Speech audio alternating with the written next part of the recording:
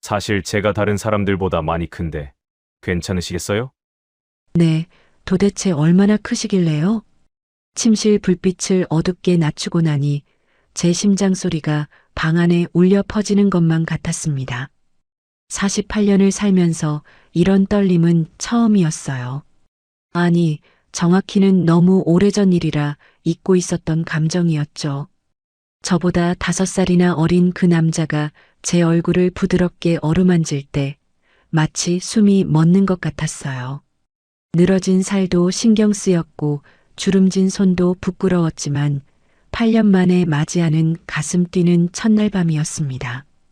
하지만 불과 얼마 전까지만 해도 이 사람을 다시는 볼 수 없을 거라고 생각했어요. 아니, 절대로 만나서는 안 된다고 믿었죠. 도대체 우리에게 무슨 일이 있었던 걸까요? 오늘 여러분께 매일 똑같았던 제 일상을 완전히 흔들어 놓았던 그날의 이야기를 들려드리겠습니다. 본격적으로 시작하기 전에 영상 오른쪽 아래 구독, 좋아요 눌러주세요. 모두 무료입니다. 제 이름은 이경희. 올해 나이 48입니다. 경남 통영의 한 작은 어촌 마을에서 작은 횟집을 운영하고 있어요. 남편을 바다에서 잃고 홀로 이 자리를 지킨 지 벌써 8년째네요. 처음엔 남편과 웃으며 손님을 맞던 곳이었는데 이제는 저 혼자 펄떡이는 생선들과 씨름하며 하루를 보냅니다. 새벽 오시면 알람 소리에 눈을 뜹니다. 창문을 열면 비릿한 바닷바람이 제일 먼저 저를 반겨주죠. 남들은 낭만적인 바다라고 하지만 저에게 이 바다는 남편을 앗아간 지독한 무덤이자 제가 먹고 살아야 할 치열한 일터일 뿐입니다. 부엌으로 나가 물 한 잔 마시고 장화부터 신습니다. 수족관 물때를 닫고 갓 잡아 올린 생물들을 정리하다 보면 어깨가 끊어질 듯 아파와요. 아이고, 이놈의 어깨. 혼잣말이 습관이 됐습니다. 대답해줄 사람이 없으니까요. 아침 10시쯤 가게 문을 열고 손님을 맞습니다. 사장님, 오늘 회 싱싱해요? 묻는 손님들에게 억지 미소를 지어 보이지만 사실 제 마음은 늘 텅 비어 있습니다. 배불리 먹고 나가는 손님들의 뒷모습을 보며 횡한 가게에 홀로 남겨질 때면 지독한 마음에 허기가 밀려옵니다. 이 배고픔은 밥을 먹는다고 채워지는 게 아니더라고요. 장사가 끝나고 밤 9시 가게 셔터를 내릴 때가 제일 싫습니다. 철렁거리는 쇳소리가 마치 제 인생이 닫히는 소리 같거든요.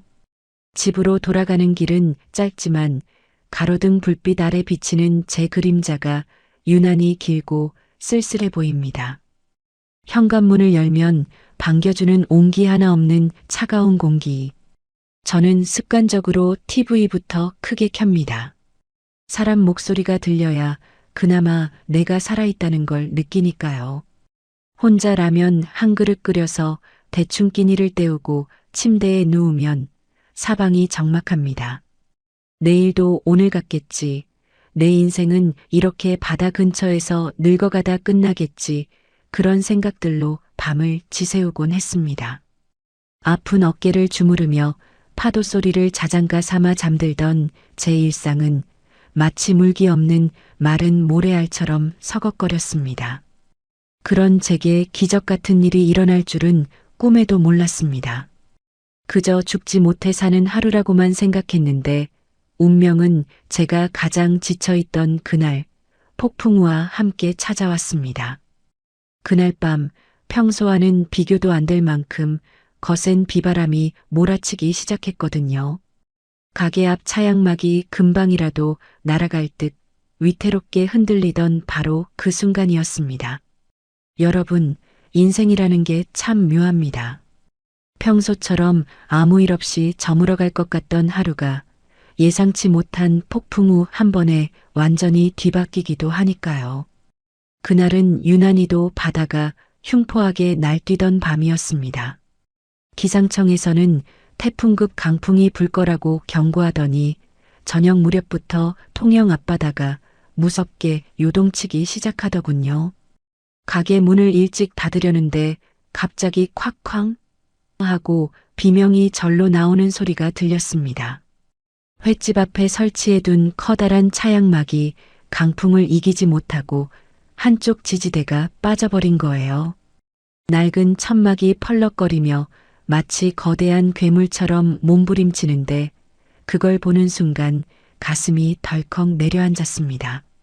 저게 날아가서 길 가는 사람이라도 치면 어쩌나, 아니면 옆집 유리창이라도 깨트리면 어떡하나 싶어 앞뒤 젤결을도 없이 빗속으로 뛰어나갔죠. 아이고, 이걸 어째. 사람 살려요. 누구 없어요? 미친 듯이 소리를 질러봤지만 폭풍 후 소리에 제 목소리는 흔적도 없이 묻혀버렸습니다. 비에 젖어 무거워진 천막을 혼자 힘으로 버텨보려 했지만 48세 여자의 힘으로는 역부족이었어요.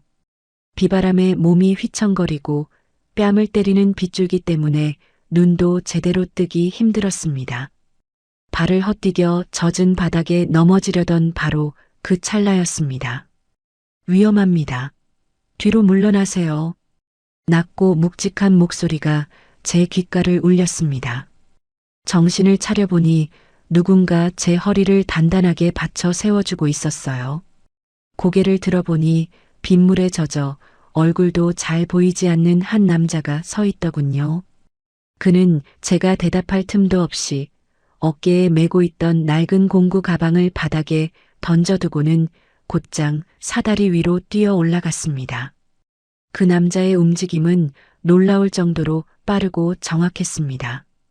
거센 바람에 사다리가 금방이라도 넘어질 듯 흔들리는데도 그는 마치 바위처럼 단단하게 중심을 잡고는 빠져나간 지지대를 붙잡았어요. 티셔츠가 빗물에 착 달라붙어 그 남자의 탄탄한 등, 근육과 어깨선이 그대로 드러나는데 그 긴박한 상황 속에서도 이상하게 가슴이 두근거리는 걸 느꼈습니다. 거기 밑에 있는 밧줄 좀 던져주세요. 빨리요. 그의 외침에 저는 정신없이 바닥에 굴러다니던 밧줄을 집어 던졌습니다. 남자는 입에 못을 문 채 능숙한 솜씨로 차양막과 지지대를 결속하기 시작했어요. 빗줄기가 더 굵어지고 천둥 소리가 하늘을 찢는 듯 했지만 사다리 위에 매달린 그 남자의 뒷모습은 너무나 듬직해서 마치 이 폭풍을 다 막아줄 방파제처럼 느껴졌습니다. 한참을 사투를 벌였을까요? 드디어 펄럭이던 천막이 단단하게 고정되었습니다. 남자가 사다리에서 천천히 내려왔을 땐 이미 두 사람 다 물에 빠진 생쥐꼴이었죠. 남자는 가쁜 숨을 몰아쉬며 젖은 머리카락을 뒤로 쓸어 넘겼습니다. 그때 처음으로 그의 얼굴이 제대로 보였어요. 나이보다는 조금 앳돼 보이지만 눈매가 아주 깊고 선한 사람이었습니다. 이제 됐습니다. 내일 아침까지는 거뜬히 버틸 거예요. 다치신 데는 없으세요? 그가 다가와 묻는데 저도 모르게 뒤로 한 걸음 물러섰습니다. 48년을 살면서 남자랑 이렇게 가까이 마주본 게 얼마 만인지 모르겠더라고요. 그의 몸에서 뿜어져 나오는 뜨거운 열기와 빗물 냄새가 섞여 코끝을 스치는데 제 심장 소리가 빗소리보다 더 크게 들리는 것 같았습니다. 아, 고맙습니다. 정말 큰일 날 뻔했는데. 성함이 어떻게 되세요? 이 근처 사시는 분인가요? 제 질문에 그는 쑥스러운 듯 뒷머리를 극적이며 대답하더군요. 정우라고 합니다. 한정우요. 마을 아래쪽 목공소에서 며칠 머물며 일을 돕고 있는 떠돌이 목수입니다. 지나가다 아주머니가 위험해 보여서 그만. 떠돌이 목수라니. 어쩐지 손놀림이 예사롭지 않다 싶었습니다. 알고 보니 그는 저보다 5살이나 어린 43이었습니다. 통영 바다에 아무 연고도 없이 흘러들어온 외지인이었죠. 빗물에 젖어 떨고 있는 저를 보더니 정우 씨는 자기 겉옷을 벗어 제 어깨에 덮어주었습니다. 날이 찹니다. 들어가서 따뜻한 물로 씻으세요. 저는 이만 가보겠습니다. 남자는 쿨하게 돌아서려 했지만 저는 차마 그를 그냥 보낼 수 없었습니다. 이 폭풍우 속에 갈 곳이 마땅치 않아 보이는 그 남자의 젖은 어깨가 자꾸 눈에 밟혔거든요. 저는 염치불고하고 그의 소매를 붙잡았습니다. 정우 씨, 저기, 비가 너무 많이 와서 지금은 못 가요. 잠시 가게 안에서 비라도 피하고 가세요. 따뜻한 차라도 한 잔 대접하고 싶어서 그래요. 망설이던 정우 씨는 이내 고개를 끄덕이며 가게 안으로 들어왔습니다. 적막하기만 했던 제 횟집에 낯선 남자의 묵직한 발소리가 울려 퍼지는 순간이었습니다. 그날 밤 횟집 조명 아래 마주 앉은 두 사람 사이에는 묘한 기류가 흐르기 시작했죠. 하지만 저는 그때까지만 해도 몰랐습니다. 이 무뚝뚝해 보이는 남자가 제 인생의 삐걱거리는 문들을 하나하나 고쳐줄 사람이 될 줄은요. 정우 씨는 다음날 아침 비가 그친 뒤에도 제 주변을 맴돌며 생각지도 못한 행동들을 하기 시작했습니다. 여러분, 사실 그렇잖아요. 나이 48쯤 먹고 혼자 오래 살다 보면 누가 나한테 예쁜 말을 해주는 것보다 그냥 말없이 내 옆에서 무거운 짐 하나 들어주는 게 훨씬 더 가슴에 와닿는 법이거든요. 폭풍우가 지나간 다음 날 아침 정우 씨는 떠날 줄 알았는데 아니었습니다. 어제 제가 대접한 따뜻한 차 한 잔이 고마웠던 걸까요? 그는 아침 일찍 공구 가방을 메고 다시 저희 가게를 찾아왔어요. 어제 보니까 수조문이 잘 안 닫히더라고요. 바닷바람에 경첩이 다 녹슬어서 그래요. 인사도 하기 전에 정우 씨는 횟집 앞 수조 앞에 떡하니 자리를 잡고 앉았습니다. 그러더니 기름통이랑 사포를 꺼내서 녹슨 경첩을 닦아내기 시작하는 거예요. 아이고, 정우 씨. 바쁜 사람 붙잡아 두는 것 같아서 미안해요. 이거 제가 사람 불러서 고치면 되는데. 제가 손사래를 쳤지만 그는 들은 채도 안 했습니다. 사람 부르면 다 돈인데 뭘 그러세요? 금방 합니다. 무심하게 툭 내뱉는 말투였지만 그 손길만큼은 얼마나 섬세하던지요. 사포질 한 번에 녹가루가 떨어져 나가고 기름칠 몇 번에 삐걱거리던 문이 부드럽게 열리는데 제 마음속에 녹슨 문구멍까지 닦아내는 기분이었습니다. 정우 씨는 알고 보니 그냥 목수가 아니더라고요. 예전에 큰 건설 현장에서 특수설비 기사로 일했다는데 그래서인지 기계며 전기며 못 고치는 게 없었습니다. 수조문을 고친 정우 씨는 이제 아예 팔소매를 걷어붙이고 수조 청소까지 돕기 시작했습니다. 횟집 하시는 분들은 아실 거예요. 이 수조 이끼 닦는 게 얼마나 중노동인지요. 허리를 구부리고 한참을 닦다 보면 허리가 끊어질 듯 아픈데 정우 씨는 그 넓은 수조 안을 말끔하게 비워내고는 구석구석 박박 문질러 닦아냈습니다. 그 남자의 젖은 티셔츠 위로 드러난 탄탄한 등 근육이 움직일 때마다 저는 저도 모르게 마른 침을 삼켰습니다. 48년을 살면서 이런 근육질의 남자가 제 일터에서 땀을 흘리며 일하는 모습은 정말 처음이었거든요. 남편이 있을 때도 이런 대접은 못 받아봤던 것 같아요. 수조 바닥에 낀 지저분한 이물질들을 거침없이 걷어내는 그 손길이 제 인생의 찌꺼기들까지 다 치워주는 것만 같아 묘하게 안심이 되었습니다. 정우 씨, 땀 좀 닦고 하세요. 여기 수건요. 제가 수건을 건네자 그는 거친 손으로 수건을 받아들며 제 손끝과 살짝 스쳤습니다. 그 순간 제 심장이 덜컥 내려앉는 줄 알았어요. 거칠고 단단한 남자의 손마디가 제 부드러운 살결에 닿았을 때의 그 생경한 느낌. 8년 동안 잊고 살았던 그 감각이 온몸으로 퍼지는데 얼굴이 화끈거려서 고개를 들 수가 없었습니다. 정우 씨는 참 말이 없었습니다. 사장님, 이거 고쳤습니다. 이거 옮길까요? 이런 짧은 말들 뿐이었죠. 하지만 그 과묵함이 오히려 더 든든하게 느껴졌습니다. 텅 비어 있던 제 가게 안을 정우 씨의 묵직한 존재감이 가득 채우기 시작했거든요. 혼자서 낑낑대며 옮기던 무거운 생선 박스들을 그가 한 손으로 번쩍 들어 옮겨줄 때 저는 비로소 느꼈습니다. 아, 내 옆에 누군가 있다는 게 이런 거구나 하고요. 낡아서 덜컹거리던 출입문 손잡이도 정구가 나가서 어두컴컴했던 주방 조명도 정우 씨의 손을 거치니 새 것처럼 반짝였습니다. 그는 생색 한 번 내지 않았습니다. 그저 묵묵히 마치 자기 일인 양 제 공간을 보듬어 주었죠. 그가 다녀간 자리에는 항상 기분 좋은 온기가 남았습니다. 적막하기만 했던 제 횟집이 그가 내는 망치 소리와 드릴 소리로 활기를 띠기 시작한 거예요. 저녁 무렵 모든 일을 마친 정우 씨의 이마엔 땀방울이 송골송골 맺혀 있었습니다. 저는 고마운 마음에 뭐라도 더 해주고 싶어 발을 동동 굴렀죠. 평소엔 혼자 대충 때우던 저녁이었지만 그날은 유난히 정성을 들여 상을 차리고 싶었습니다. 정우 씨 고생 많으셨는데 그냥 가시지 말고 저랑 저녁이라도 한 끼 해요. 제가 술은 잘 못 마시지만 시원한 막걸리라도 한 잔 받아올게요.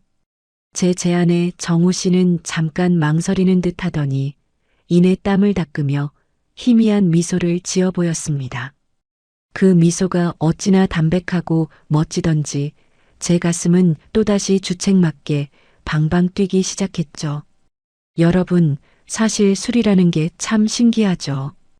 평소엔 입 밖으로 꺼내기도 힘들었던 무거운 이야기들이 차가운 술잔이 몇 번 오가다 보면 마법처럼 술술 풀려나오곤 하니까요.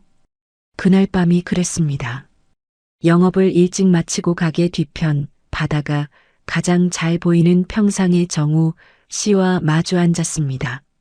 안주라고는 제가 급하게 부쳐낸 파전 한 접시와 싱싱한 멍게 몇 점이 전부였지만 우리 사이를 감도는 공기는 그 어느 때보다 진득했습니다.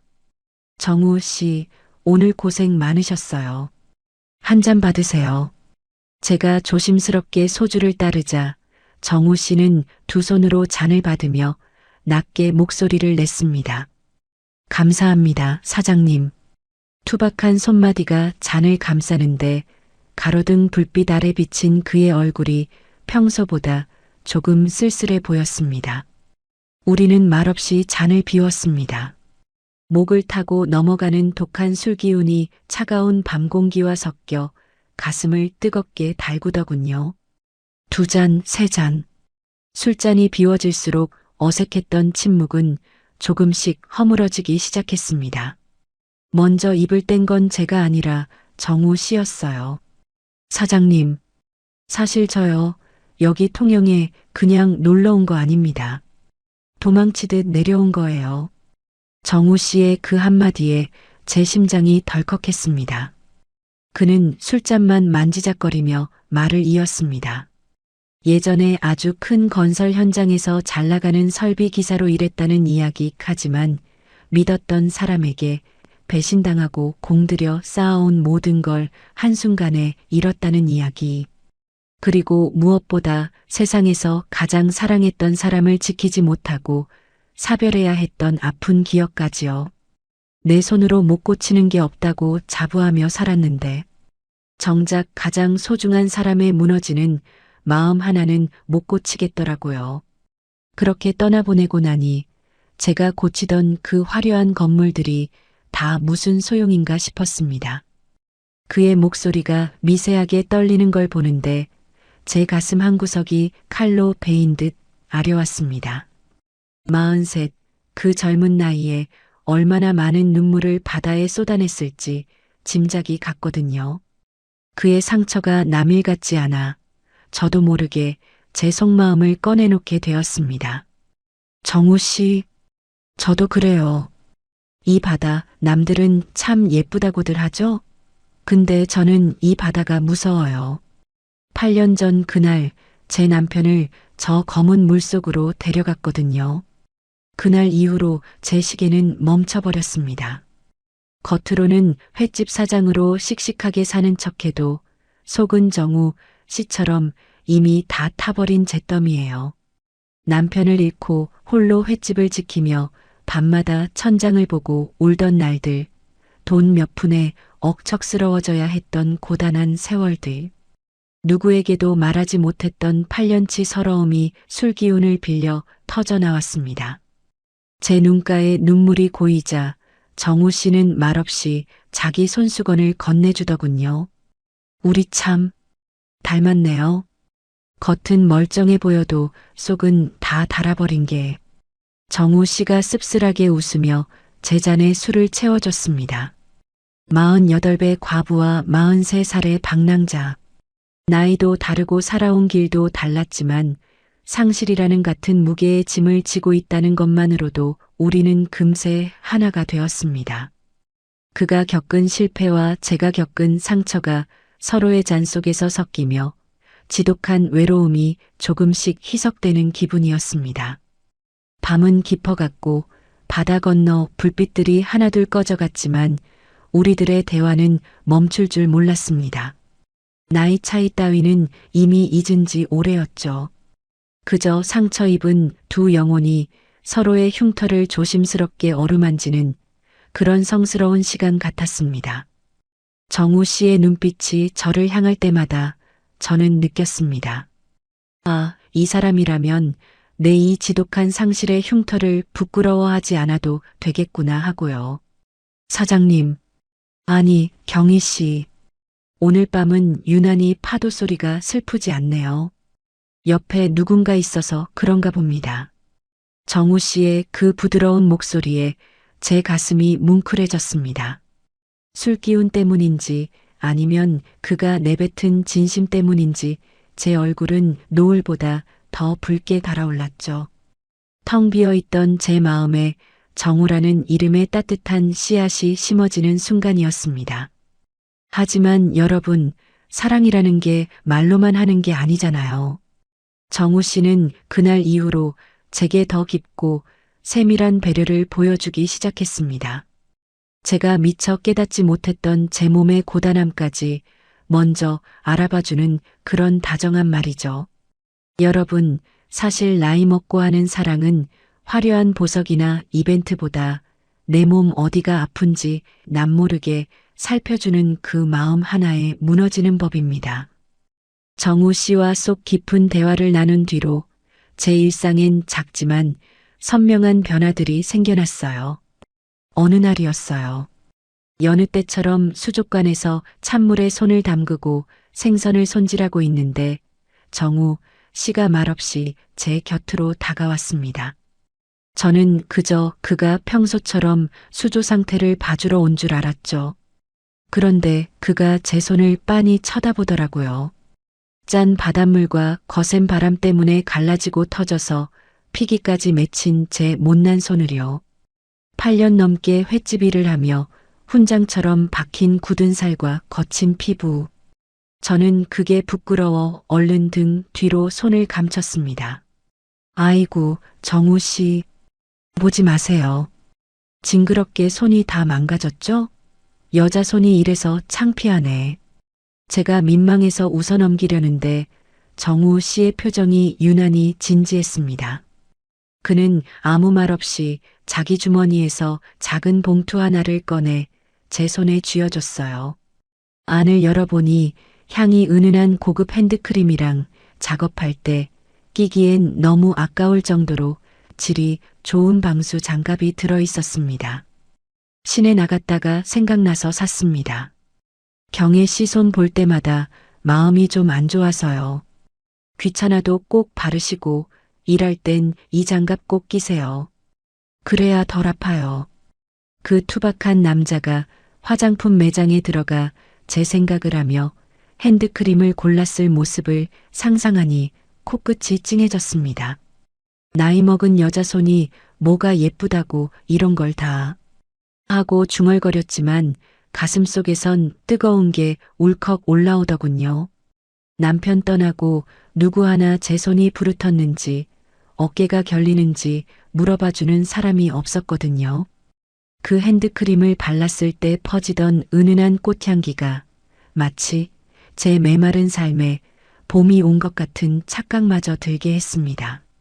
저는 그 고마움을 그냥 넘길 수 없었습니다. 정우 씨가 목공소에서 대충 끼니를 때운다는 말을 들었을 때부터 줄곧 마음이 쓰였거든요. 그날 저녁 저는 시장에서 제일 좋은 재료들을 골랐습니다. 정우 씨를 위해 제대로 된 진짜 밥상을 차려주고 싶었거든요. 커다란 냄비에 싱싱한 우럭을 듬뿍 넣고 직접 담근 고추장과 갖은 양념을 풀어 매운탕을 끓였습니다. 보글보글 끓어오르는 빨간 국물처럼 제 마음도 설렘으로 끓어올랐죠. 갓 지은 하얀 쌀밥에 정성 들여 만든 밑반찬들을 내놓으니 적막했던 횟집 식탁이 모처럼 풍성해졌습니다. 정우 씨, 맨날 밖에서 드시지 말고 오늘 여기서 저녁 먹어요. 선물 고마워서 제가 특별히 끓였어요. 정우 씨는 쑥스러운 듯 자리에 앉아 제가 건넨 매운탕 국물을 한 수저 떴습니다. 정말 맛있네요. 누군가 저를 위해 이렇게 정성껏 밥을 차려준 게 대체 얼마만인지 모르겠습니다. 그가 땀을 뻘뻘 흘리며 밥 공기를 비워내는 모습을 보는데 제가 다 배가 부르고 행복하더라고요. 그는 제 매운탕을 세상에서 가장 귀한 보약처럼 먹어줬고 저는 그가 선물한 장갑을 끼고 더 힘을 내서 일을 했습니다. 핸드크림과 매운탕. 어떻게 보면 참 소소한 것들이지만 우리에겐 그게 서로의 마음을 확인하는 가장 확실한 징검다리였어요. 이 사람이라면 내 아픔을 맡겨도 되겠다. 이 여자라면 내가 평생 지켜주고 싶다는 마음이 그 작은 배려들 속에 싹트고 있었던 겁니다. 시간이 흐를수록 우리는 서로의 가게와 작업실을 자연스럽게 오가는 사이가 되었습니다. 이제는 눈빛만 봐도 상대가 무엇을 원하는지 알 수 있을 만큼 각별한 연정이 깊어졌죠.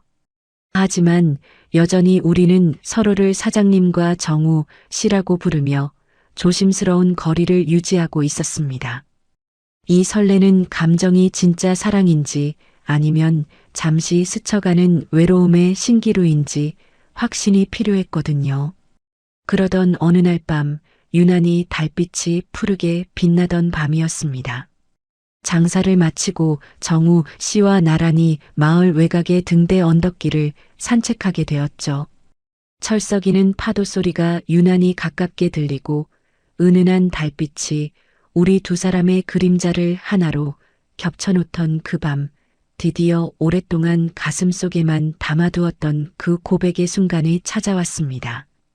이제 제가 먼저 용기를 내보려 합니다. 8년의 긴 겨울을 끝내고 이제는 이 남자의 손을 잡고 찬란한 봄으로 걸어 나가고 싶었거든요. 정우 씨의 넓은 어깨 옆을 걷고 있는데 제 가슴은 터질 듯이 뛰기 시작했습니다. 여러분, 사실 이 나이 먹고 나 당신 좋아해요라는 말을 내뱉는 게 얼마나 어려운 일인지 아실 겁니다. 혹시나 상대방이 나를 이상하게 보지는 않을까? 나의 이 쭈그러진 진심이 비웃음을 사지는 않을까? 그 고민만으로도 밤잠을 설치게 되거든요. 하지만 그날 밤 등대 언덕으로 향하는 길목에서 마주한 달빛이 너무도 투명해서였을까요? 제 가슴속에 꽉 차 있던 말들을 더는 가두어 둘 수가 없었습니다. 언덕 꼭대기에 서서 저 멀리 일렁이는 밤바다를 내려다보는데 옆에 선정우 씨의 옆얼굴이 유난히도 단단하고 쓸쓸해 보였습니다. 8년 동안 제 곁엔 오직 시커먼 파도 소리뿐이었는데 지금 제 곁에는 따뜻한 체온을 가진 한 남자가 서 있다는 사실이 비현실적으로 느껴졌어요. 저는 떨리는 손을 감추려 옷자락을 꽉 쥐고는 바다를 향해 시선을 고정한 채 나직이 입을 뗐습니다. 정우 씨, 저요, 사실 오랫동안 제 인생에 다시는 불이 켜지지 않을 줄 알았어요. 남편 보내고 나서부터는 제 마음이 저 바다 밑바닥처럼 차갑고 어둡기만 했거든요. 그런데 정우 씨가 오고 나서 제 가게에 전구가 켜지고 녹슨 문이 부드럽게 열리는 걸 보면서 제 마음도 조금씩 같이 고쳐지고 있었나 봐요. 목소리가 떨려 나왔습니다. 정우 씨는 아무 말 없이 제 곁에서 바다만 바라보고 있었죠. 저는 용기를 내어 그를 돌아보며 말을 이었습니다. 염치 없는 소리인 거 알지만 이제는 혼자 파도 소리 듣는 게 무서워졌어요. 정우 씨랑 같이 있으면 그 소리가 무섭지 않고 오히려 자장가처럼 들려요. 정우 씨를 많이 의지하고 있고 또 좋아하는 것 같아요. 말을 끝내고 나니 심장이 입 밖으로 튀어나올 것만 같았습니다. 48살 먹은 여자가 5살이나 어린 남자에게 건네는 수줍은 고백. 정우 씨가 당황해서 뒷걸음질 치면 어쩌나, 이 어색한 침묵이 우리 사이를 영영 갈라놓으면 어쩌나 싶어 눈을 질끈 감았죠. 그런데 그 순간 제 차가운 손위로 뜨겁고 두툼한 손이 겹쳐졌습니다. 정우 씨였습니다. 그는 제 손을 부서질 듯 꽉 움켜잡더니 저를 똑바로 바라보며 묵직한 목소리로 대답했어요. 경희 씨, 그 말 제가 먼저 했어야 했는데 미안합니다. 사실 저도 통영 내려와서 떠돌이 생활 정리하고 싶다는 생각 경희 씨 보면서 처음 했어요. 낡은 횟집 문을 고칠 때마다 제 인생에 어긋난 조각들도 제자리를 찾아가는 기분이었거든요. 그는 제 손을 자기 가슴 쪽으로 끌어당겼습니다. 손바닥을 통해 전해지는 그의 심장 박동이 제 것만큼이나 빠르고 뜨겁게 요동치고 있었어요. 저는 화려한 미래를 약속할 수 있는 사람은 아닙니다. 가진 것도 없고 상처도 많은 놈이죠. 하지만 경희 씨, 이거 하나만은 약속할게요. 이제 제 방랑은 여기서 끝입니다. 경희 씨가 제 인생의 마지막 종착역이에요. 남은 생은 경희 씨 곁에서 당신 손에 물기 말을 나럽게 하겠다는 빈말은 못해도 최소한 당신 어깨가 시리지 않게 제가 꼭 안아주고 지켜드리겠습니다. 정우 씨의 그 종착역이라는 말 한마디에 제 눈시울이 뜨겁게 달아올랐습니다. 평생을 떠돌던 남자가 제 곁에 닻을 내리겠다는 그 맹세가 어떤 화려한 보석보다도 값지게 느껴졌거든요. 우리는 등대 불빛이 규칙적으로 깜빡이는 그 언덕 위에서 누가 먼저랄 것도 없이 서로를 꽉 끌어안았습니다.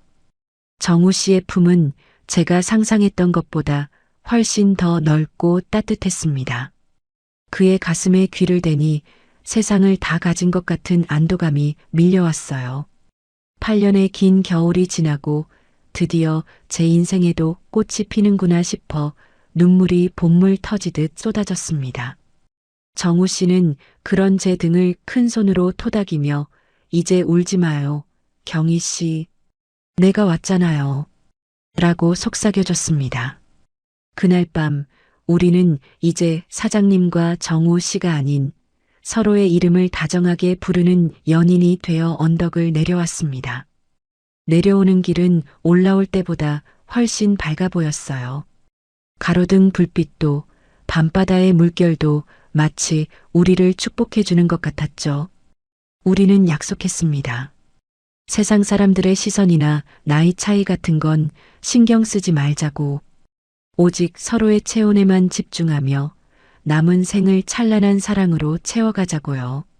그렇게 시작된 우리의 연애는 통영 앞바다의 윤슬처럼 눈부시게 반짝이기 시작했습니다. 남들 눈에는 늦깎이 사랑이라 보일지 몰라도 우리에겐 생애 가장 뜨거운 첫사랑이나 다름없었으니까요. 하지만 마을 사람들의 눈을 피해야 하는 비밀스러운 연애는 생각보다 쉽지 않았습니다. 그래도 우리는 그 조심스러운 상황조차 즐기며 우리만의 은밀한 낙원을 찾아가기 시작했죠. 여러분, 사실 이 나이쯤 되면 남들 눈이 제일 무섭습니다. 좁은 어촌 마을에서 40대 과부가 5살이나 어린 외지 남자랑 붙어 다닌다는 소문이 나면 그날로 시장 바닥은 제 이야기로 도배가 될 게 뻔했거든요. 그래서 우리 두 사람은 남들 눈을 피해 아주 비밀스러운 데이트를 시작했습니다. 우리가 찾아낸 곳은 마을 사람들도 잘 가지 않는 저 멀리 해안 끝자락의 작은 동굴 근처였어요. 파도가 들이치는 길목이라 길이 험했지만 그곳만큼은 세상으로부터 우리를 완벽하게 숨겨주는 우리만의 낙원이었습니다. 정우 씨는 제가 걷기 힘들까봐 바위 틈마다 손을 내밀어 저를 끌어주곤 했죠. 그의 단단한 손을 잡고 거친 바위길을 오를 때면 마치 18살 소녀로 되돌아간 것처럼 가슴이 콩닥거렸습니다. 경희 씨, 조심해요. 여기 미끄러우니까 내 어깨 잡아요. 그가 건네는 말 한마디에 제 온 신경이 곤두섰습니다. 동굴 안으로 들어가 파도 소리가 울려 퍼지는 그 아늑한 공간에 앉아 있으면 세상의 시끄러운 소음들은 다 사라지고 오직 우리 두 사람의 숨소리만 들렸어요. 정우 씨는 미리 준비해 온 돗자리를 펴고 보온병에 담아온 따뜻한 커피를 따라줬습니다. 여기 오니까 정말 우리 둘뿐이네요. 아무도 경혜 씨를 힘들게 할 사람 없어요. 정우 씨의 그 다정한 말에 저는 8년 동안 꽁꽁 얼어붙어 있던 제 삶이 사르르 녹아내리는 기분이었습니다. 그동안 저는 누구 엄마 횟집 사장으로만 살았지 한 번도 이경이라는 여자로 불려본 적이 없었거든요. 그런데 이 어두컴컴한 동굴 안에서 정우 씨의 팔에 머리를 기대고 있으면 제가 세상에서 가장 귀한 여자가 된 것 같은 환희가 밀려왔습니다. 정우 씨의 팔은 생각보다 더 단단하고 듬직했어요. 제가 그의 팔베개를 하고 누워 있으면 그는 제 거친 손마디를 하나하나 만지며 조용히 노래를 흥얼거려 주기도 했습니다. 경희 씨, 당신 웃는 모습이 이렇게 예쁜데 그동안 어떻게 참고 살았어요? 그의 손가락이 제 뺨을 타고 내려와 목덜미를 스칠 때 저는 온몸에 전율이 흐르는 걸 느꼈습니다. 48년 인생에 이런 설렘이 다시 찾아올 줄이야. 파도가 동굴벽을 때리는 소리가 마치 제 심장 박동 소리처럼 크게 울렸고 그 안에서 우리는 서로의 체온을 나누며 입을 맞췄습니다. 짭조름한 바다 냄새와 정우 씨의 진한 비누향이 섞인 그 입맞춤은 제가 평생 느껴보지 못한 가장 달콤하고 뜨거운 경험이었죠. 우리는 그곳에서 참 많은 꿈을 꿨습니다. 나중에 돈 많이 벌면 작은 집을 지어 함께 살자는 얘기, 같이 여행을 가자는 얘기. 남들이 들으면 늦바람 났다고 손가락질할지 몰라도 우리에겐 그 시간이 생존이었고 구원이었습니다. 얼어붙었던 제 심장이 다시 고동치기 시작했고 무채색이었던 제 세상은 정우 씨라는 물감이 번지며 눈부신 원색으로 채워졌어요. 나 정말 정우 씨 아니었으면 어쩔 뻔했을까. 평생 이렇게 추운 줄도 모르고 얼음 속에서 살았을 텐데.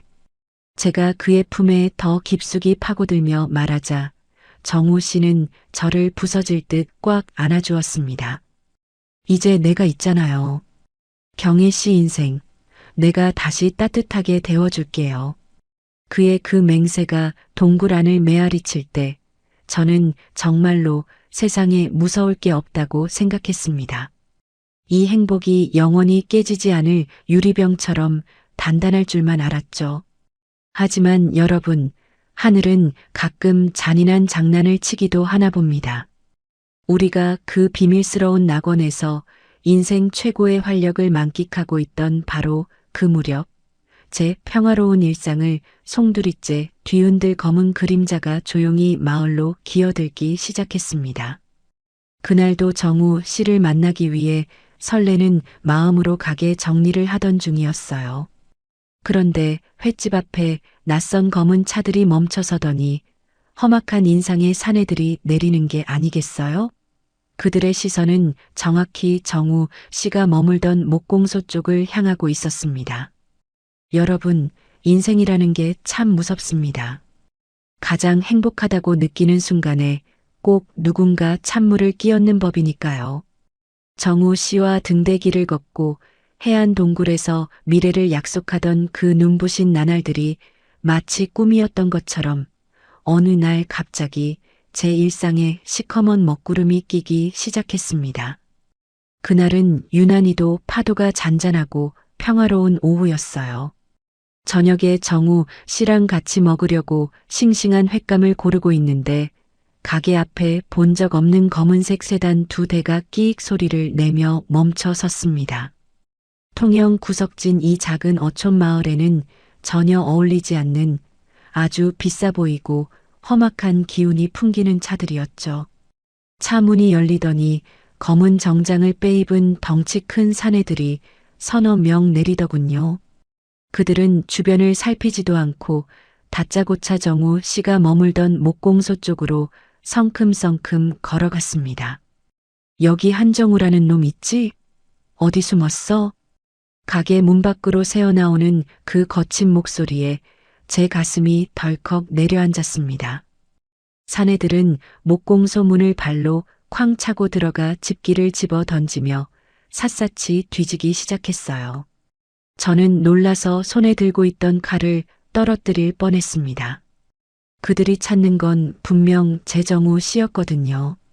저는 숨을 죽이고 가게 구석에 서서 그 광경을 지켜보는데 손발이 얼음장처럼 차가워졌습니다. 사내들은 한참을 행패를 부리더니 정우 씨를 발견하지 못했는지 씩씩거리며 다시 차에 올라타 마을 어귀로 사라졌습니다. 저는 곧바로 정우 씨에게 전화를 걸었습니다. 정우 씨, 지금 어디예요? 이상한 사람들이 정우 씨를 찾아요.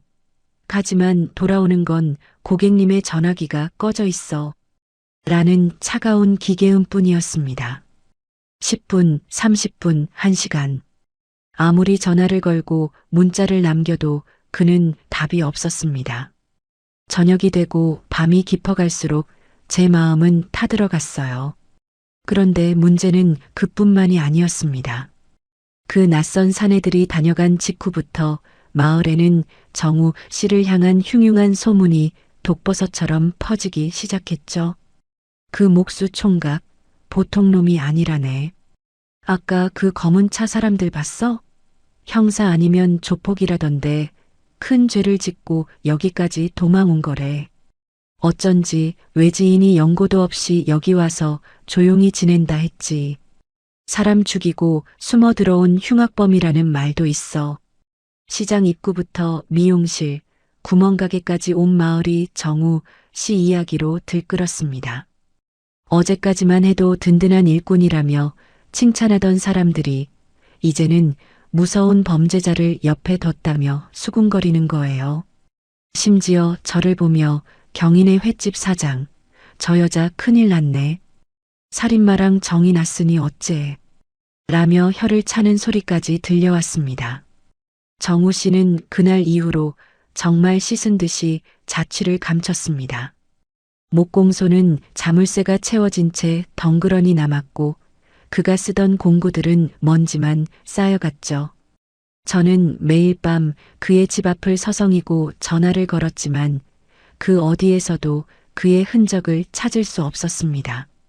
정우 씨, 당신 정말 누구예요? 나한테 했던 말들이 다 거짓말이었나요? 믿고 싶지 않았지만 자꾸만 불길한 생각이 제 머릿속을 헤집어 놓았습니다. 낯선 남자들의 습격과 정우 씨의 갑작스러운 실종, 그리고 마을을 뒤덮은 끔찍한 괴소문들. 평생 느껴보지 못한 삶의 활력을 선물해 주었던 그 남자가 사실은 제 평온한 삶을 파괴하러 온 악마였을지도 모른다는 의심이 독처럼 퍼져나갔습니다. 마을 사람들의 따가운 시선은 점점 더 노골적으로 변해갔고 저는 마치 죄인이라도 된 양각의 문도 제대로 열지 못한 채 안에서 떨고만 있었습니다. 그가 사라진 빈자리에는 따뜻한 온기 대신 차가운 공포와 배신감만이 덩그러니 남았죠. 하지만 진짜 비극은 이제부터 시작이었습니다. 마을 사람들의 구설수에 불을 지핀 건 다름 아닌 저와 가장 가까웠던 사람들이었거든요. 죽은 남편의 친척들이 이 소문을 듣고 횟집으로 들이닥치기 시작한 겁니다. 여러분, 세상에서 가장 무서운 게 사람이 무서운 거라더니 그 말이 딱 맞았습니다. 어제까지만 해도 사장님, 사장님 하며 웃으며 지내던 이웃들이 하루아침에 돌변하는 걸 보는데 정말 세상 천지에 나 혼자만 덩그러니 버려진 기분이 들더라고요. 정우 씨가 자취를 감춘 지 사흘째 되던 날, 제 횟집은 손님 대신 비수 같은 말들을 쏟아내는 사람들로 가득 찼습니다. 경희 씨, 제정신이야? 그놈 정체가 뭔 줄 알고 집안에 들여? 마을 사람들 말 못 들었어? 서울에서 큰 사고 치고 내려온 흉악범이라잖아. 평소 친자매처럼 지내던 옆집 반찬가게 언니가 가게 문을 박차고 들어와 제 어깨를 흔들며 소리를 질렀습니다. 그 뒤로는 죽은 남편의 사촌 형님들까지 들이닥쳤죠. 그 사람들은 평소엔 연락 한 통 없다가 무슨 건수만 생기면 이렇게 기가 막히게 나타납니다. 자네, 우리 동생 보낸 지 얼마나 됐다고 어디서 근본도 모르는 놈이랑 놀아나나? 그놈 때문에 우리 집안 망신 다 시키고 이제 경찰까지 왔다 갔다 하면 이 횟집은 누가 올 거야? 당장 그놈이랑 끝냈다고 마을에 공표해. 남편 친척들의 서슬퍼런 비난에 저는 아무 대꾸도 할 수 없었습니다. 아니, 사실은 제 마음속에서도 무서운 의심들이 싹을 틔우고 있었거든요. 정우 씨, 당신 정말로 나를 속인 거예요? 그 다정했던 눈빛도, 내 거친 손을 어루만지던 그 뜨거운 손길도 다 도망자의 연기였나요? 마을길을 걸으면 등 뒤로 따가운 시선이 꽂혔습니다. 저 여자가 그 살인마랑 붙어먹던 여자래. 쯧쯧. 눈이 멀어도 한참 멀었지. 소금기 섞인 바람보다 더 시린 그 말들이 제 가슴 등 가죽을 벗겨내는 것 같았어요. 정우 씨가 고쳐준 수조문을 볼 때마다 눈물이 왈칵 쏟아졌고 그가 선물한 장갑을 끼고 일을 하려다가는 배신감에 바닥으로 내팽개치기도 했습니다. 결국 저는 가게 셔터를 내리고 집안에 틀어박혔습니다. 밥 한 술 넘기기가 힘들어서 물만 들이켜며 며칠을 알아누웠죠. 깜깜한 방 안에 혼자 누워있으면 8년 전 남편을 바다로 보냈던 그날의 공포가 다시 살아났습니다. 또다시 사랑하는 사람을 잃는구나. 아니, 이번에는 잃는 게 아니라 처참하게 버려지는 거구나. 믿음이 흔들리니 지옥이 따로 없었습니다. 그를 향했던 간절한 연정은 어느새 나를 어떻게 이렇게 비참하게 만드느냐는 원망으로 바뀌었고 다시는 아무도 믿지 않겠다고 다짐하며 스스로를 고립시켰습니다. 식음을 전폐하고 무너져가는 제 몰골은 차마 눈 뜨고 볼 수 없을 정도였죠. 정우 씨의 전화번호를 차단할까 말까 수백 번 고민하며 핸드폰만 쳐다보는 제 모습이 너무나 초라했습니다. 하지만 여러분, 그렇게 절망의 늪에서 허우적거리며 다 죽어가는 목소리로 천장만 보고 있을 때였습니다. 정우 씨와 함께 일했던 목공소 주인이 제 집 문을 두드린 건요. 그는 주변을 조심스럽게 살피더니 저에게 낡은 쪽지 하나를 건넸습니다. 거기엔 아주 낯선 주소 하나가 비뚤비뚤한 글씨로 적혀 있었죠. 사장님, 정우가 이거 사장님한테 꼭 전해달라고 했습니다. 그 친구, 사람들이 생각하는 그런 나쁜 사람 아니에요. 직접 가서 확인해 보세요. 저는 떨리는 손으로 그 쪽지를 거머쥐었습니다. 가슴속에서 의심과 희망이 뒤섞여 미친 듯이 소용돌이쳤죠. 만약 이게 함정이라면? 만약 그곳에서 내가 알던 정우 씨가 아닌 진짜 흉악범의 모습을 보게 된다면? 만약. 하지만 저는 알아야 했습니다. 그가 왜 떠났는지, 그 검은 차들이 왜 그를 쫓았는지 말이죠. 그 길로 저는 헝클어진 머리를 대충 묶고 쪽지에 적힌 그 낯선 곳을 향해 달리기 시작했습니다. 통영의 끝자락, 인적 드문 낡은 창고 건물이 보이는 그곳에서 제가 마주하게 될 진실이 무엇인지도 모른 채 말입니다. 여러분, 사실 그 주소를 들고 길을 나설 때까지만 해도 제 마음은 지옥이었습니다. 발걸음은 무거웠고 머릿속은 온통 최악의 시나리오뿐이었죠. 정말 그 사람이 나쁜 짓을 저지른 도망자면 어떡하지? 내가 사랑한 그 눈빛이 다 거짓이었다면 난 이제 어떻게 살아야 하나? 그런 의구심이 발목을 잡았지만 그래도 확인해야 했습니다. 내 인생의 시계를 다시 돌려준 그 남자의 진짜 얼굴을 말이죠. 쪽지에 적힌 곳은 마을에서도 한참 떨어진 인적 드문 폐공장 근처의 낡은 가건물이었습니다. 숨을 몰아쉬며 그곳에 도착했을 때 저는 문틈 사이로 흘러나오는 정우 씨의 목소리를 들었습니다. 그리고 그 곁에는 며칠 전 가게 앞에 나타났던 그 험악한 사내들이 아닌 정장을 차려입은 또 다른 낯선 이들이 서 있었죠. 저는 숨을 죽이고 벽 너머로 그들의 대화를 엿들었습니다. 그리고 그 순간 제가 알지 못했던 정우 씨의 거대한 진실이 파도처럼 밀려왔습니다. 정우 씨는 흉악범이 아니었습니다. 오히려 그는 이 세상 누구보다 용기 있는 사람이었어요. 몇 년 전 그는 수도권의 대형 건설 현장에서 특수설비 기사로 일하며 어마어마한 비리를 목격했다고 합니다. 수천 명의 목숨을 앗아갈 수도 있었던 치명적인 부실 공사. 모두가 눈 감고 돈을 챙길 때 정우 씨는 자기 직장과 목숨을 걸고 그 사실을 세상에 알린 내부 고발자였던 겁니다. 그날 가게 앞에 나타났던 검은 차들은 경찰이 아니라 정우 씨의 폭로로 몰락한 건설업체와 결탁한 보국 세력들이었어요. 그들은 출소 후 정우 씨를 끈질기게 추적해왔고 정우 씨가 이 작은 통영 마을에 정착했다는 소식을 듣고 들이닥쳤던 겁니다. 내가 어떻게 되든 상관없어. 하지만 그 여자는 건드리지 마.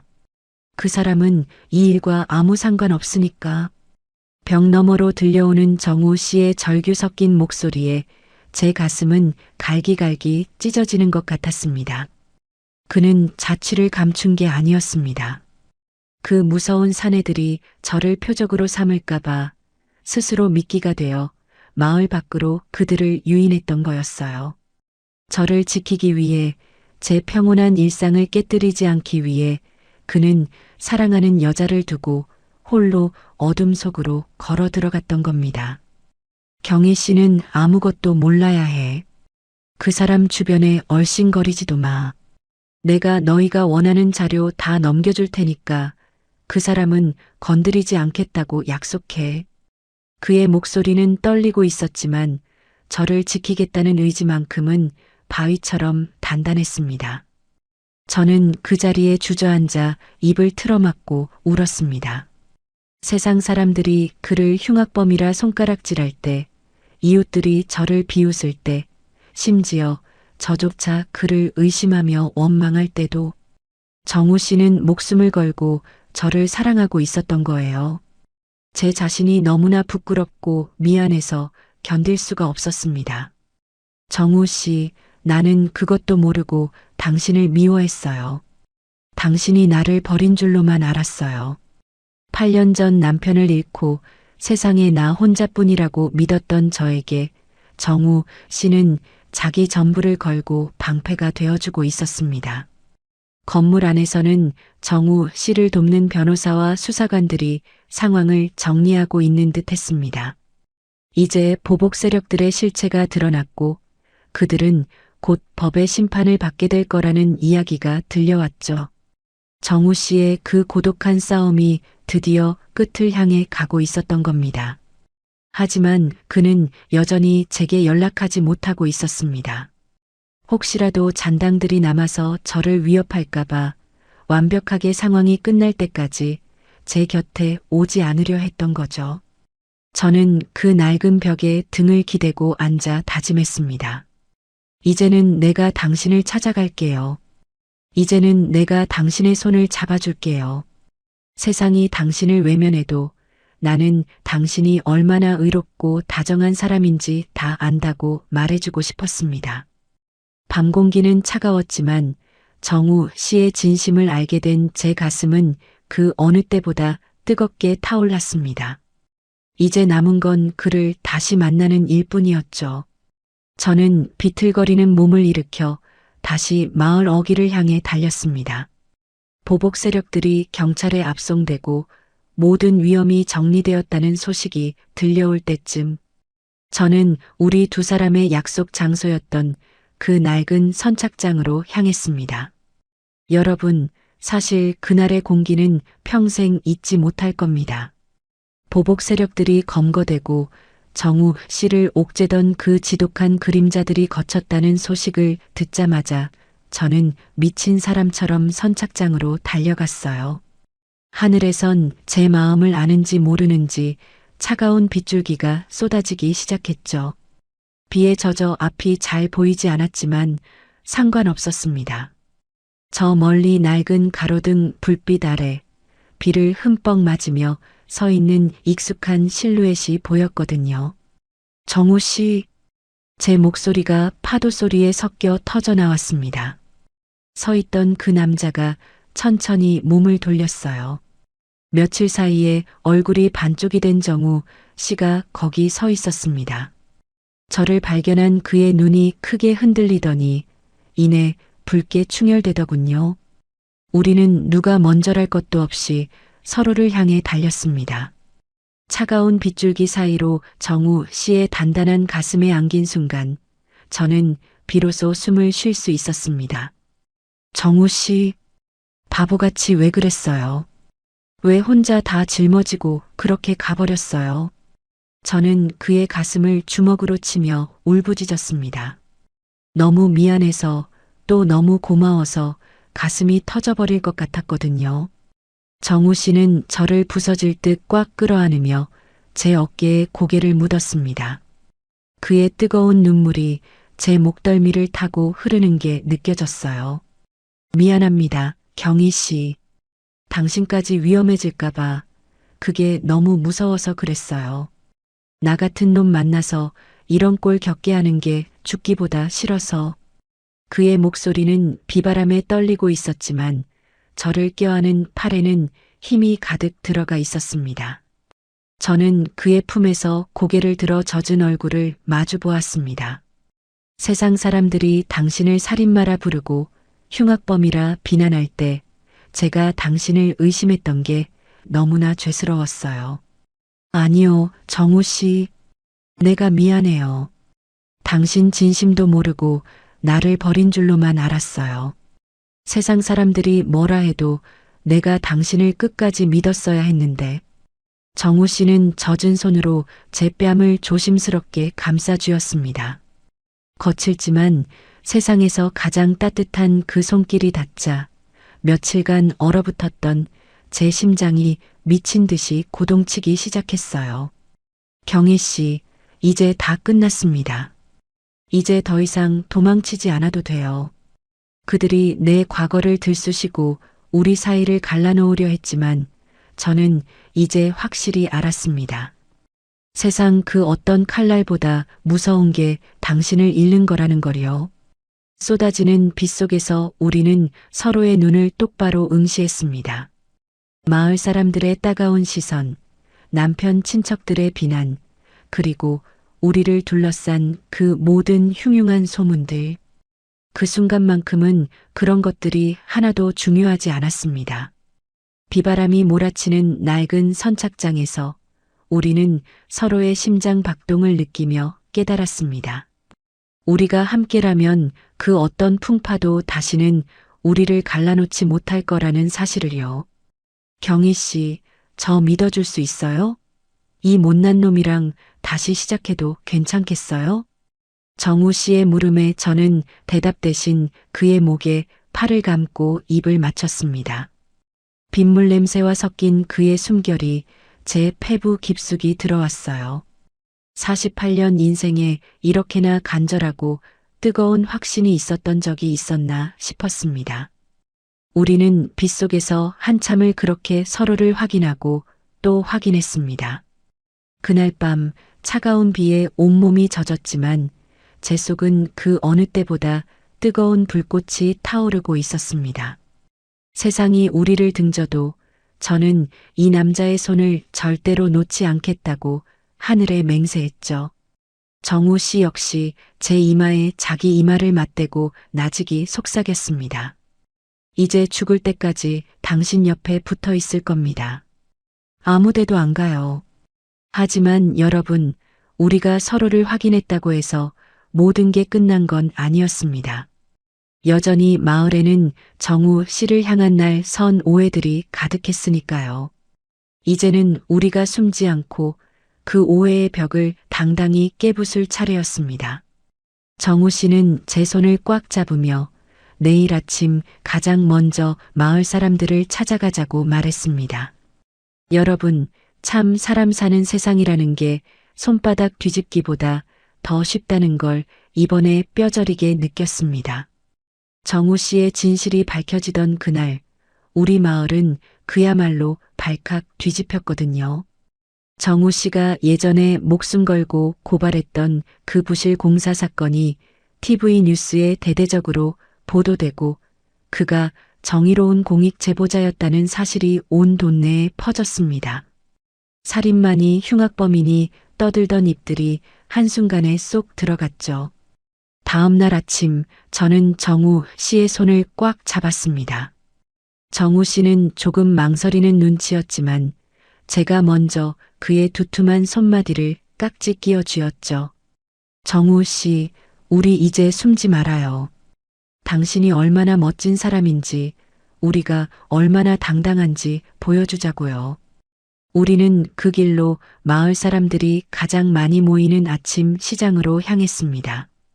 처음 시장 입구에 들어섰을 때 사람들의 시선이 우리 두 사람의 맞잡은 손으로 꽂히는 게 느껴졌어요. 며칠 전까지만 해도 저 여자가 미쳤나 봐라며 수군대던 상인들이 일제히 우리를 쳐다보더군요. 하지만 이번엔 눈빛이 달랐습니다. 비난이나 멸시가 아니라 미안함과 경외심이 섞인 묘한 눈빛들이었죠. 어머, 정우 씨. 아니, 한 선생님, 뉴스 봤어요. 세상에 그렇게 훌륭한 일을 하셨다면서요? 평소 제일 먼저 앞장서서 욕하던 건어물 집 할머니가 먼저 달려와 정우 씨의 손을 덥석 잡았습니다. 그러자 옆에 있던 야채 가게 아줌마, 생선 가게 아저씨들까지 너도 나도 몰려왔어요. 우리가 오해해서 정말 미안해요. 그런 사정이 있는 줄도 모르고. 참 대단한 청년이었네. 경희 씨, 자네 정말 사람 잘 봤어. 우리 마을에 이런 영웅이 있을 줄 누가 알았겠나. 정우 씨는 쑥스러운 듯 고개를 숙였지만 저는 가슴을 활짝 펴고 그들의 인사를 받았습니다. 우리 정우 씨 원래 이런 사람이에요. 라고 말해주고 싶었지만 그냥 말없이 정우 씨의 손을 더 꽉 쥐어주는 것으로 대답을 대신했죠. 제 48년 인생에서 이렇게 당당하고 뿌듯하게 시장 한복판을 걸어본 게 언제였나 싶었습니다. 남편 죽고 나서 죄 지은 사람 마냥 땅만 보고 걷던 세월이 8년입니다. 그런데 이제는 제 곁에 산처럼 든든한 남자가 있고 온 마을 사람들이 우리를 응원해주고 있었어요.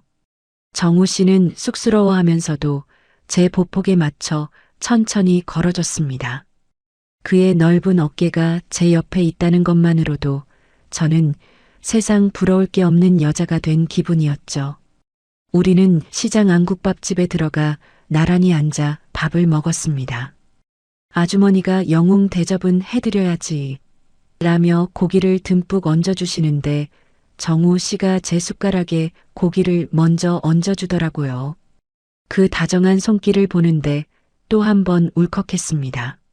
세상의 시선이 차가울 때도 따뜻할 때도 이 남자의 진심은 변하지 않았다는 게 너무 고마웠거든요. 경희 씨, 이제 정말 마음이 놓여요. 당신이 다시 웃으며 시장을 다닐 수 있게 돼서. 정우 씨가 제 눈을 보며 낮게 말하는데 그 목소리에 담긴 사랑이 제 온몸을 감싸 안는 것 같았습니다. 우리는 그날 시장을 3바퀴나 돌았습니다.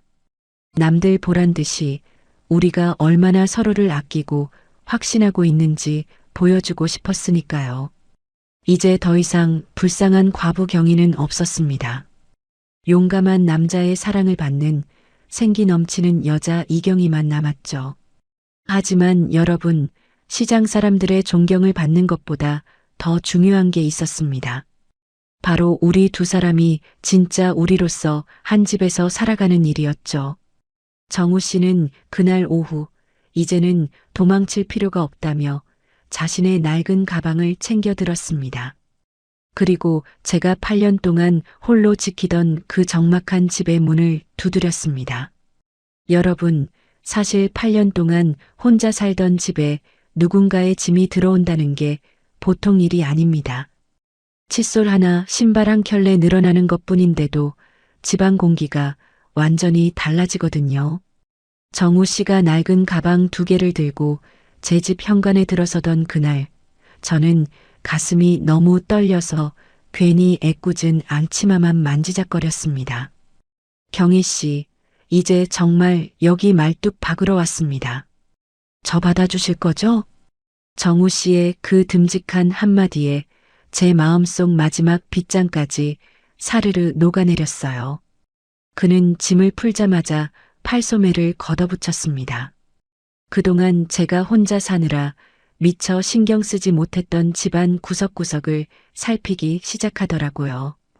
삐걱거리는 문지방을 맞추고 물이 새던 세면대 수전을 바꾸고 정우 씨의 손길이 닿는 곳마다 집안이 숨을 쉬기 시작하는 것 같았습니다.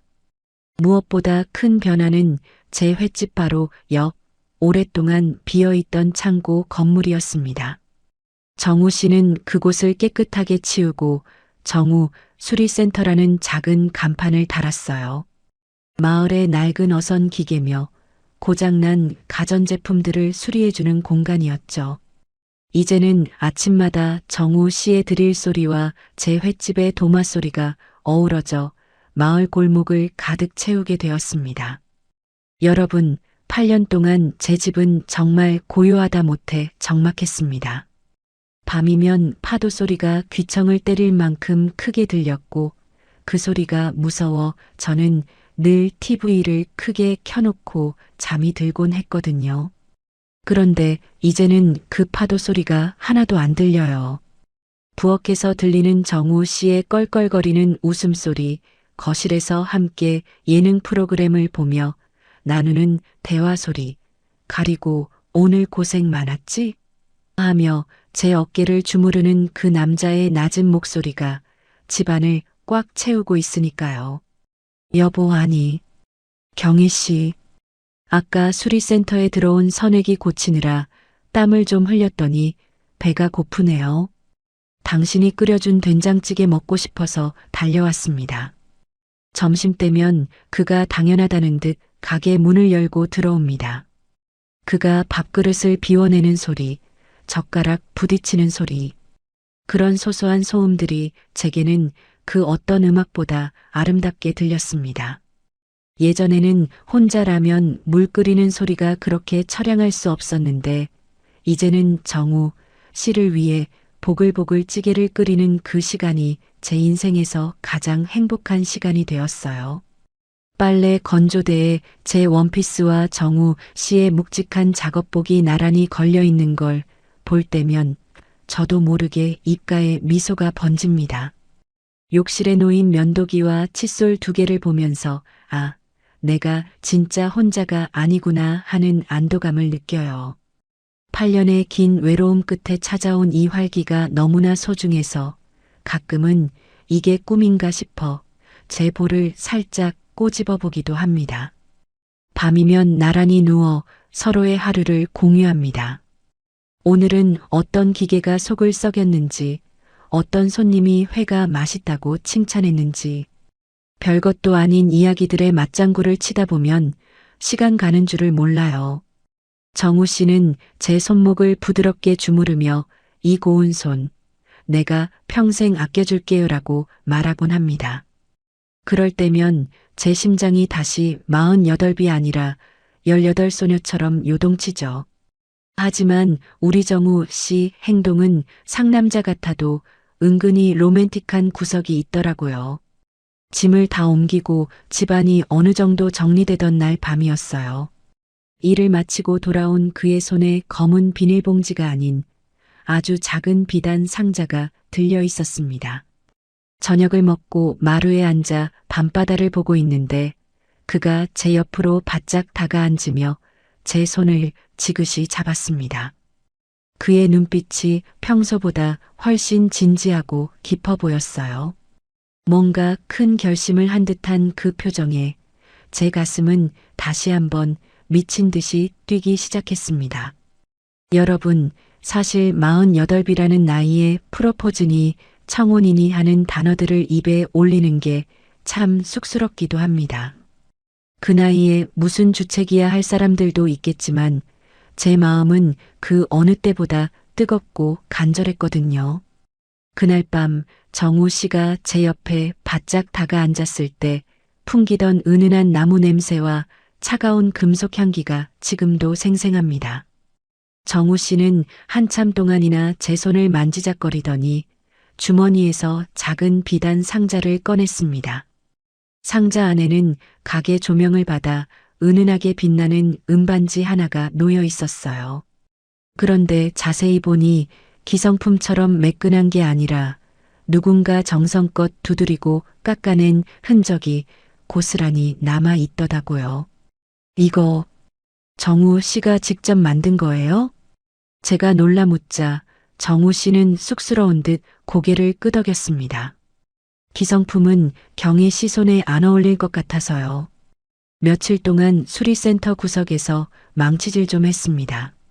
세상에 딱 하나밖에 없는 거니까 모양이 좀 투박해도 제 마음이라고 생각하고 받아주세요. 그는 조심스럽게 제 오른손을 가져가더니 약지에 반지를 슬그머니 끼워 주었습니다. 8년 동안 비어있던 제 약지에 닿은 반지의 차가운 감촉이 신기하게도 가슴엔 뜨거운 불꽃으로 옮겨붙더군요. 반지는 제 손가락에 맞춘 듯이 딱 들어맞았습니다. 그가 제 손을 유심히 관찰하고 기억했다는 증거였죠. 경희 씨, 나이 차이도 나고 험한 일 겪게 한 못난 놈이지만 이제는 정말 당신 곁에 뿌리 내리고 싶습니다. 이 반지처럼 변하지 않고 평생 당신의 튼튼한 바람막이가 되어드릴게요. 비바람이 불면 내가 먼저 막고 파도가 높으면 내가 먼저 막아설게요. 나랑 여생을 함께 해주겠습니까? 정우 씨의 그 묵직한 고백이 제 가슴을 정면으로 때렸습니다. 바람막이라는 그 말이 어찌나 따뜻하고 든든하게 들리던지요. 8년 전 남편을 잃고 난 뒤로 저는 늘 바람 부는 벌판에 홀로 선 갈대 같았습니다. 그런데 이제는 꺾이지 않게 저를 감싸 안아줄 거대한 성벽이 생긴 기분이었어요. 눈물이 차올라 앞이 흐릿해졌지만 저는 세상에서 가장 행복한 미소를 지으며 고개를 끄덕였습니다. 고마워요, 정우 씨. 정말 고마워요. 나 같은 사람 곁에 와줘서, 그리고 다시 사랑하게 해줘서. 제가 대답하자 정우 씨는 저를 으스러질 듯 꽉 끌어안았습니다. 제 약지에서 빛나는 그 은반지가 우리 두 사람의 심장 소리에 맞춰 같이 반짝이는 것 같았죠. 우리는 그 밤 마루에 앉아 참 많은 이야기를 나눴습니다. 화려한 결혼식은 필요 없다고, 그저 마을 어르신들 모시고 따뜻한 국밥 한 그릇 대접하며 우리 둘의 시작을 알리자고 약속했죠.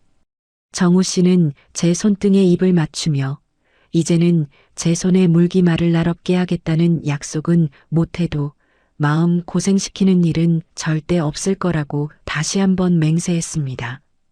그날 이후 제 일상은 완전히 바뀌었습니다. 아침에 눈을 뜨면 옆에서 곤히 자고 있는 정우 씨의 얼굴을 보며 하루를 시작하고, 잠들기 전에는 그가 끼워준 은반지를 어루만지며 감사의 기도를 올립니다. 사람들은 저더러 얼굴이 폈다고, 10년은 젊어 보인다고 난리예요. 그게 다 사랑의 힘이고 믿음의 힘이 아니겠습니까? 하지만 우리의 사랑은 여기서 멈추지 않았습니다. 정우 씨와 저는 이 넘치는 행복을 우리 둘만 간직하기엔 너무 아깝다는 생각이 들었거든요. 그래서 우리는 이 작은 통영 마을에서 우리처럼 상처 입고 외로운 사람들을 위한 조금 특별한 일을 시작해 보기로 했습니다. 여러분, 인생의 겨울이 오면 모든 게 끝나는 줄로만 알았습니다. 48, 남편을 여의고 홀로 남겨졌을 때 제 삶은 이미 시들어버린 고목 같았거든요. 그런데 그 시린 겨울의 길목에서 기적처럼 정우 씨를 만났고, 저는 제 인생에도 다시 봄이 올 수 있다는 걸 배웠습니다. 그 은반지 약속을 하던 날 밤, 우리는 여느 때보다 길고 깊은 밤을 보냈습니다. 창밖으로는 여전히 통영의 파도 소리가 들려왔지만 그 소리는 더 이상 고독의 비명이 아니었어요. 정우 씨와 나란히 앉아 서로의 손을 맞잡고 있는데, 가로등 불빛 아래 비친 그의 얼굴에 패인 주름들이 눈에 들어오더군요. 그 주름은 정우 씨가 정직하게 살아오며 견뎌낸 풍파의 흔적이었고, 저를 지키기 위해 마음 졸였던 시간의 훈장이었습니다. 저는 떨리는 손으로 그의 눈가와 이마에 새겨진 주름을 하나하나 어루만졌습니다. 정우 씨 역시 제 거친 손마디와 눈가의 그늘을 보듬으며 속삭였죠. 경희 씨, 이 주름들이 참 예쁘네요. 우리가 얼마나 열심히 살아왔는지 말해주는 것 같아서요. 이제 이 고된 세월들 내가 다 안아줄게요. 그 말에 가슴속 깊은 곳에서부터 뜨거운 것이 울컥 차올랐습니다. 우리는 서로의 아픔을 숨기지 않았고 서로의 흉터를 부끄러워하지 않았습니다. 오히려 그 상처들이 있었기에 우리가 서로를 알아볼 수 있었음을 감사했죠. 그날 밤 우리는 생애 가장 뜨겁고도 아름다운 첫날 밤을 맞이했습니다. 젊은 날의 치기 어린 열정과는 비교할 수 없는 깊은 이해와 연민이 담긴 묵직한 사랑의 밤이었죠. 이제 제 횟집 수조는 정우 씨가 매일같이 닦아주어 눈이 부시게 깨끗합니다. 제 마음속에 끼어있던 외로움의 이끼들도 정우 씨의 다정한 손길에 다 씻겨 내려갔고요. 우리는 매일 아침 함께 눈을 뜨고 함께 바다를 보며 커피를 마십니다. 오늘도 잘 부탁해요. 정우 씨, 내가 더 잘할게요. 경희 씨. 이 짧은 인사가 우리에겐 그 어떤 화려한 연애 편지보다 달콤합니다. 여러분, 혹시 지금 인생의 추운 겨울을 지나고 계신가요? 이제 내 인생에 다시는 꽃이 피지 않을 거라고, 사랑 같은 건 사치라고 스스로를 가두고 계시진 않나요? 저를 보세요. 48배 과부였던 저도, 상처뿐인 도망자였던 정우 씨도 서로를 만나 다시 뜨겁게 타오르고 있습니다. 기적은 예고 없이 찾아오고 진심은 반드시 그 기적을 알아봅니다. 여러분의 삶에도 반드시 여러분만의 정우 씨가 혹은 경희 씨가 나타날 거라 저는 믿어 의심치 않습니다.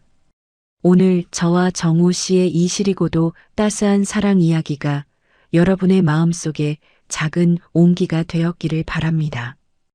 이 이야기가 가슴에 와닿으셨다면 구독과 좋아요, 그리고 알림 설정까지 꼭 부탁드릴게요.